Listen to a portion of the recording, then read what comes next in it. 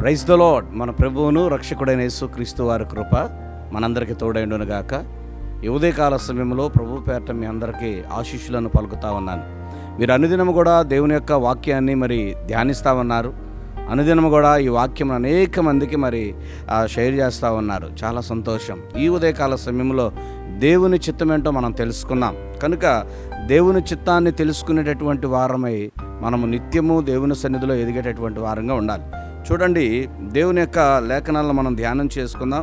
ప్రభు యొక్క సన్నిధిలో మొదటి తెస్సలోనిక పత్రిక 4వ అధ్యాయం 3వ వచనాన్ని మనం చూసినట్లయితే, మనము పరిశుద్ధులుగా ఉండుటకే ప్రభు మనలను పిలిచాడు. పరిశుద్ధత అనగా పాపము లేకుండా ఉండుట అనేది అది ఎంత ఆశ్చర్యమైనటువంటి మాట కదా. మన జీవితంలో ఎలా జీవిస్తున్నామనేది ప్రతిదినము కూడా ఆత్మ పరిశీలన చేసుకొని జీవించవలసినటువంటి వారమే ఉన్నావు. పరిశుద్ధత అంటే పాపము లేకుండా జీవించటం. ఒక మనిషిలో ఆ పాప స్వభావం ఉన్నప్పుడు అపవిత్రుడిగా మారిపోతాడు. ఏంటి పాప స్వభావం అంటే? అనేక రకాలైనటువంటి శోధనలు ఉన్నాయి, అనేక రకాలైనటువంటి పాపాలు ఉన్నాయి. అయితే ఈరోజు చెప్పేటటువంటి మాట ఏంటంటే, దేవుని యొక్క చిత్తం కానిది ప్రతిదీ కూడా మన జీవితంలో పాపమే. కనుక ఈ రోజున పాపం వలన వచ్చే జీతం మరణం. కనుక దేవుడు ఏమంటున్నాడంటే, మిమ్మల్ని పరిశుద్ధులుగా ఉండుటకే నేను మిమ్మల్ని పిలిచాను అని దేవుడు మనతో మాట్లాడుతూ ఉన్నాడు. ఎంత ఆశ్చర్యకరం! దేవుడు పరిశుద్ధుడు కనుక ఆయన మనల్ని కూడా పరిశుద్ధులుగా ఉండాలని ప్రభు కోరుకుంటూ ఉన్నారు. అంతేకాదు దేవుని బిడ్డలారా, మరొక మాటను మనం చూసినట్లయితే, ఒకసారి తెస్సలోనిక మొదటి పత్రికలో 5వ అధ్యాయం 16 నుంచి 17-18 వచనాల వరకు మనం ధ్యానం చేసిస్తే, ప్రతిదినం కూడా మనం ఎలాగుండాలి అని అంటే, దేవునికి కృతజ్ఞత కలిగిన వారమై ఉండాలి. అలాగే సంతోషంగా మనం ఉండాలి. దేవుని యొక్క మాటను మనం ధ్యానం చేస్తున్నప్పుడు ఆ లేఖన భావాలను మనం అర్థం చేసుకొని ప్రతిదినం దేవుని యొక్క సన్నిధిలో కృతజ్ఞతాస్తుతులు తెలియజేసేటటువంటి వారముగాను, అలాగే ప్రభు సన్నిధిలో ఎలా ఉండాలంటే సంతోషభరితులుగా మనం ఉండాలంట. ప్రతిదినం సంతోషించాలి. కొందరు ఎప్పుడు చూసినా కూడా ఏదో ఒకటి ఆలోచిస్తూ ఉంటారు, లేకపోతే మనోవేదన కలిగిన వారుగా ఉంటారు. కానీ దేవుడు ఏం కోరుకుంటున్నాడు తెలుసా? ఎప్పుడు కూడా మనం సంతోషంగా ఉండాలని కోరుకుంటున్నాడు. ఎక్కడ నీకు సంతోషం దొరుకుతుంది? నువ్వు పరిశుద్ధ గ్రంథాన్ని నువ్వు చేతపట్టుకొని దేవుని యొక్క వాక్యాన్ని నువ్వు ధ్యానం చేస్తున్నప్పుడు ఖచ్చితంగా దేవుడు నిన్ను బలపరుస్తాడు.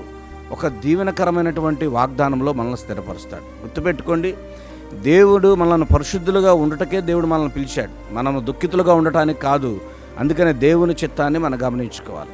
అలాగే ఇంకొక మాటను కూడా మనం చూసినట్లయితే, పేతురు గారు రాసినటువంటి మొదటి పత్రిక 2వ అధ్యాయము 12 నుంచి 15 వచనాలు మనం ప్రార్థన చేస్తే ఎలాగ మనం ప్రార్థించాలి, ఎలాగ దేవుని సన్నిధిలో మనం ఉండాలి అని ఆ లేఖనాలన్నీ కూడా మనం బలపరుస్తూ ఉన్నాయి.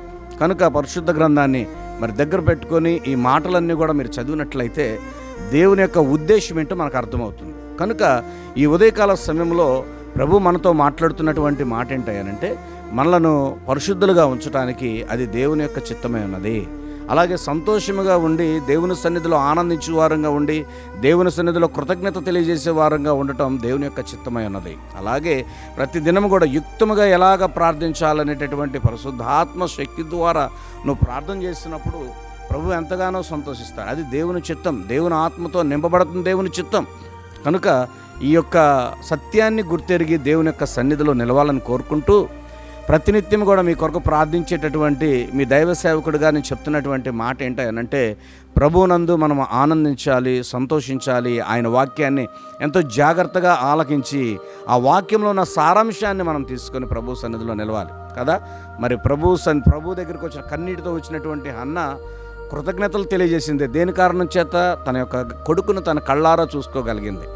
అబ్రహాము గారు దేవునికి కృతజ్ఞతలు తెలియజేసిన వాడే ఉన్నారు. చూడండి, మనం నూతన నిబంధనలో చూసుకున్నప్పటికీ కూడా ఎంతోమంది దేవునికి కృతజ్ఞతాస్తుతులు చెల్లించి వాళ్ళ అపవిత్రమైనటువంటి జీవితాన్ని విడిచిపెట్టి పరిశుద్ధులుగా మారినట్లుగా మన పరిశుద్ధ గ్రంథంలో మనకు కనబడుతుంది. ఈ ఉదయకాల సమయంలో అట్టి పరిశుద్ధతలో జీవించాలని ప్రభువును కోరుకుంటూ ఆయన చిత్తమేంటో గ్రహించుకొని మనం ముందుకు వెళ్దాం, ప్రార్థన చేసుకుందాం. నాతో పాటు ఏకీభవించండి. ప్రార్థన. మమ్మల్ని మిక్కిలిగా ప్రేమిస్తున్న మా ప్రియ పరలోకపు తండ్రి, మీ వందనాలు, స్తోత్రాలు. ఈ ఉదయకాల సమయంలో మరొకసారి నీ బిడ్డలందరూ మమ్మల్ని మీరు జ్ఞాపకం చేసుకోండి. దేవా, నీ ఎదుట మేము ఎలాగుండాలి? పరిశుద్ధులుగా ఉండుటకే మేము పిలువబడ్డాం. అది నీ చిత్తం.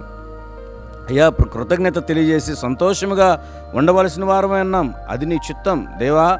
ఆత్మతో నింపబడి నీ సన్నిధిలో ప్రభు ఇదిగో తండ్రి మొరపెట్టువారుగా, నీ సన్నిధిలో నిలబడువారుగా, ధైర్యం పొందుకున్నవారుగా ఉన్నట్లు అది నీ చిత్తమే ఉన్నది దేవా. ఏది ఏమైనా ఈ ఉదయకాల సమయంలో ప్రార్థనలో ఏకీభవిస్తున్న నా ప్రియ సహోదరి సహోదరులందరినీ కూడా మీ ఆత్మతో నింపండి. నీ చిత్తాన్ని గుర్తెరిగి నీ సన్నిధిలో ప్రభు ముందుకు వెళ్ళటానికి కృప చూపించమని, ప్రతి కుటుంబాన్ని దీవించి వర్ధలింప చేయమని మా ప్రభువును రక్షకుడైన యేసుక్రీస్తు వారి పేరిట ప్రార్థించి పొంది ఉన్నాం మా ప్రియ పరలోకపు తండ్రి. ఆమేన్. God bless you. దేవుడు మనల్ని దీవించునుగాక. ఈ ఉదయకాల సమయంలో దైవస్వర సందేశాలను ఆలకిస్తున్న మీరందరూ కూడా దీవించబడుతున్నారని నమ్ముతూ ఉన్నాను. అనేకులకు మరి షేర్ చేయండి. మరి ఎవరైనా ఇంకా కొత్తగా చూస్తున్నట్లయితే సబ్స్క్రైబ్ చేయండి. అలాగే బెల్ బటన్ కూడా నొక్కండి. ప్రతి నోటిఫికేషన్, ప్రతి మెసేజ్ ఉదయకాలమనే మీ చేతిలోకి వస్తుంది. ప్రభు మిమ్మల్ని దీవించునుగాక. God bless you. God bless you all.